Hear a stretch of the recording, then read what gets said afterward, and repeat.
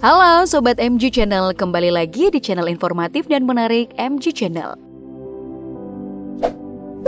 Dalam menjalankan misi kenabiannya, Rasulullah SAW sering sekali mendapatkan tentangan dari orang-orang kafir. Bahkan saat Islam sudah mulai berkembang, para kaum kafir terus saja berusaha untuk menghancurkan serta memecah belah persatuan umat Islam. Dalam sejarah perkembangan Islam, Rasulullah pernah beberapa kali terlibat dan turun ke medan perang demi memerangi orang-orang kafir yang mencoba menghancurkan kaum muslimin. Hal ini membuat beberapa orang di masa sekarang sering sekali menganggap bahwa Rasulullah adalah seseorang yang sangat suka sekali menggunakan cara-cara kekerasan demi melancarkan misinya. Ditambah lagi maraknya aksi-aksi terorisme yang dilakukan oleh segelintir orang yang mengaku orang-orang muslim dan mengatasnamakan jihad yang sebenarnya mereka adalah orang-orang yang merusak citra Islam di mata dunia. Karena Islam yang sesungguhnya adalah mengajarkan kedamaian, perang jihad pada masa Rasulullah dilakukan dengan alasan karena mereka, orang-orang kafir, selalu saja mencoba untuk memerangi kaum muslimin. Dan berbicara soal perang pada masa-masa berkembangnya agama Islam, ada 4 perang besar yang pernah dialami oleh umat Islam. Dan di video ini kita akan membahas 4 perang tersebut lebih lanjut lagi. Tapi sebelumnya jangan lupa untuk like dan juga subscribe MG Channel, serta nyalakan lonceng notifikasi agar kamu tidak ketinggalan video-video terbaru dari MG Channel. Yang pertama, Perang Badar. Perang Badar adalah pertempuran besar pertama antara umat Islam melawan musuh-musuhnya. Pada saat itu, kaum muslimin yang berjumlah 313 orang bertempur menghadapi pasukan Quraisy dari Mekah yang berjumlah 1.000 orang.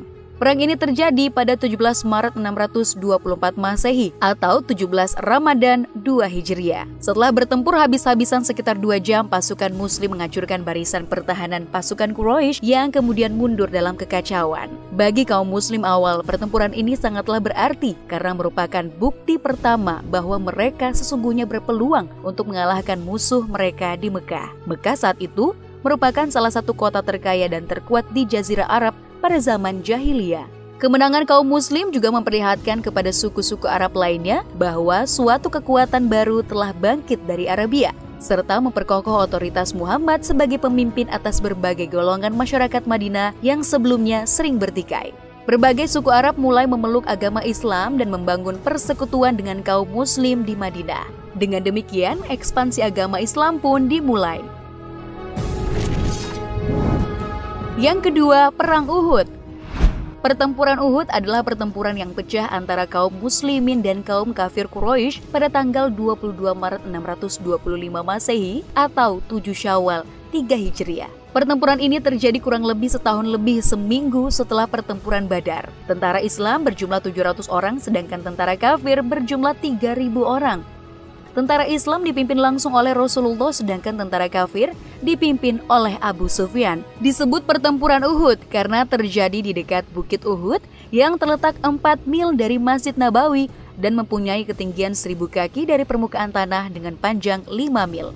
Pada saat itu umat Islam hampir saja menelan kekalahan karena tidak disiplinnya para pasukan yang berada di atas bukit yang tergiur dengan harta rampasan perang, sehingga mereka meninggalkan pos mereka yang dipelopori oleh Abdullah bin Ubay. Hal ini dimanfaatkan oleh tentara-tentara kafir untuk memukul mundur kaum muslimin. Namun Allah memberikan pertolongannya terhadap kaum muslimin sehingga kaum muslimin meraih kemenangan.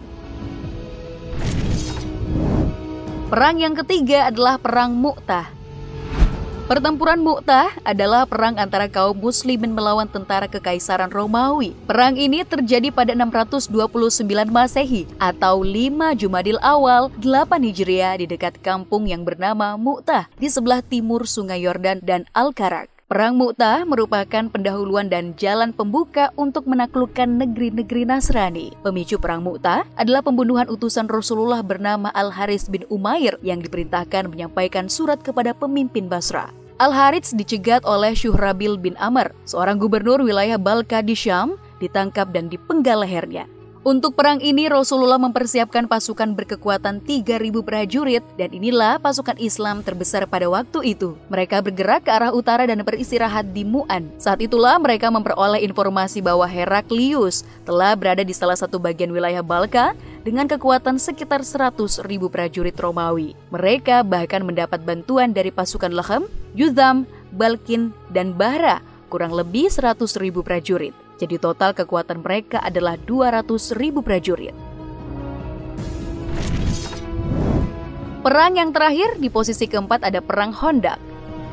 Perang Khandaq terjadi pada bulan Syawal tahun 5 Hijriah atau pada tahun 627 Masehi. Pengepungan Madinah ini dipelopori oleh pasukan gabungan antara kaum kafir Quraisy Makkah dan Yahudi Bani Nadir atau Al-Ahzab.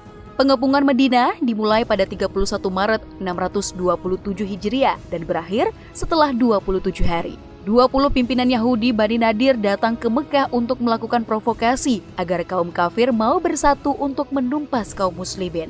Pimpinan Yahudi Bani Nadir juga mendatangi Bani Ghatafan dan mengajak mereka untuk melakukan apa yang mereka serukan pada orang-orang Quraisy. Selanjutnya mereka mendatangi kabilah-kabilah Arab di sekitar Mekah untuk melakukan hal yang sama.